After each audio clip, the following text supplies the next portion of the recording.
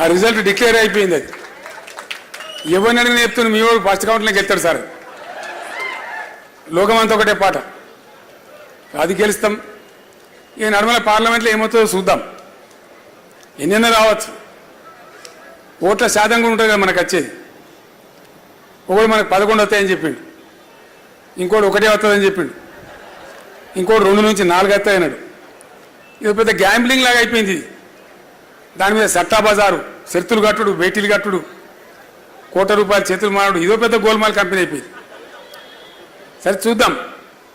డెఫినెట్గా మంచి స్పందన ఉండే ప్రజలలో, బస్సు యాత్రలో మంచి ఫలితాలు రావాలి. ఎంతవరకు వస్తామో చూద్దాం. ఎట్లా వచ్చినా బాధ లేదు.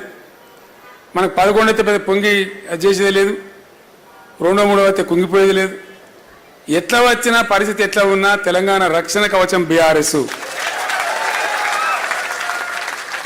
ఈ రాజకీయ ఫలితాలు వస్తూ ఉంటాయి, పోతూ ఉంటాయి. ఇప్పుడు మహబూబ్ నగర్లో గెలిచినాం మనం, ముఖ్యమంత్రి సొంత జిల్లా. ఆయనే ప్రకటించిన మేము 200 మీటర్ల మెజార్టీతో గెలుస్తామని. మనం 100తో గెలిచినాం, 111 ఫైనల్, 111తో గెలిచినాం.